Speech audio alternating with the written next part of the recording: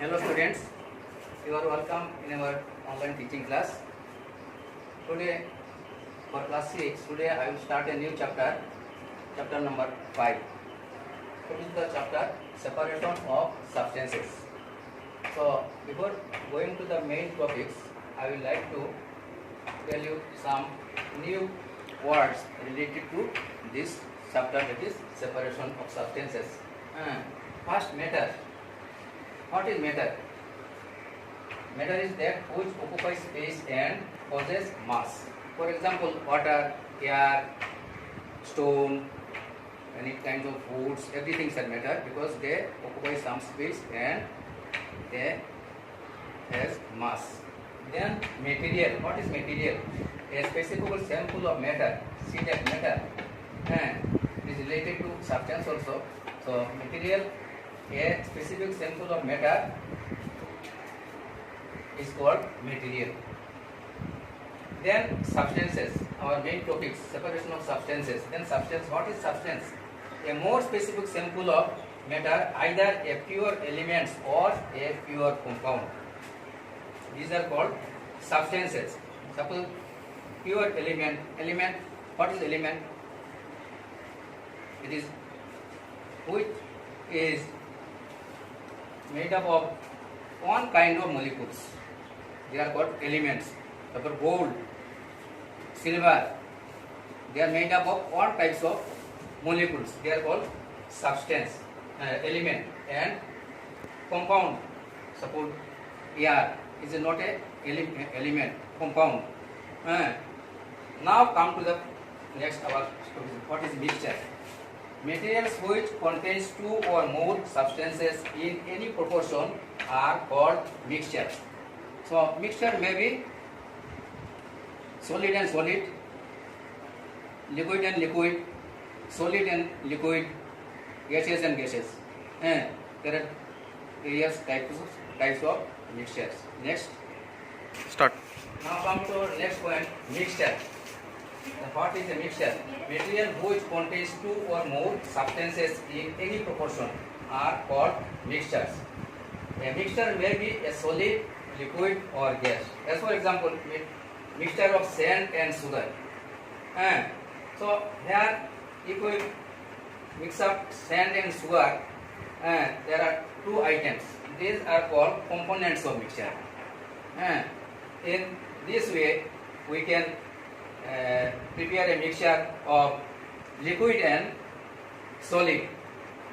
Suppose when if we take some quantity of sugar and pour it in a glass of water or milk and stir it, this is a mixture of water or milk and sugar.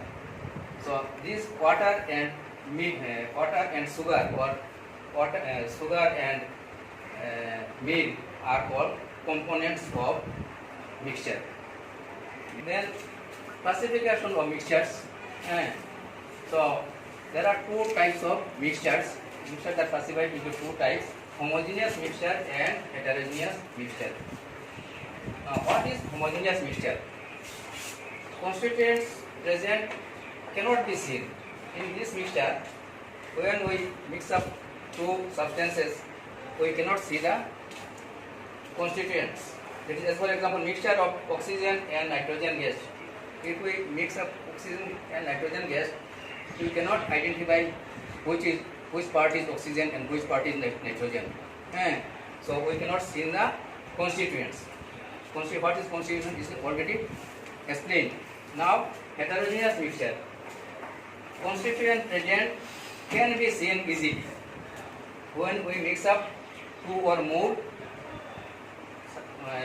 constituents, then it can be seen easily. If you mix water and oil will float on water. You can see it easily. Then mixture of sand and iron filings. If you mix up some sand and iron filings, you can see it easily. These are called heterogeneous mixture.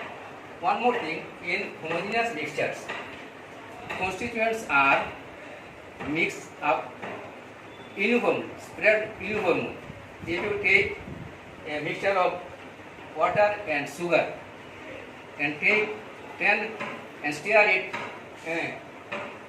After that, if you take 10 ml of this solution in separate portion, every 10 ml of solution, sugar quantity of sugar will be same. Make clear? If you mix up some quantity of sugar in a glass of water and stir it, and so it is a mixture of sugar and water. And if you, this sugar is spread uniformly over the water. Next, pure and impure substances. What do you mean by pure substance and what do you mean by impure substance? A single substance of definite composition is called a pure substance. But every pure substance has some properties, so you can understand whether it is a pure substance or not with the following properties. One, it contains particles of only one type. There will be only one type of particles, that is one type of molecules will be there. Suppose pure gold, only gold particles will be there. Pure silver, only silver particles will be there. That is, it is made up of one types of molecules. Then it has a fixed melting or a fixed boiling point. So every pure substance has a definite boiling point and melting point. With the help of these properties, you can understand whether this substance is pure or impure. Then lastly, it has its characteristics, taste, color and odor. It is a particular taste, particular color, particular odor, that is smell. With the help of three properties, you can understand whether a substance is pure or impure. Next, impure substance. What is meant by impure substance?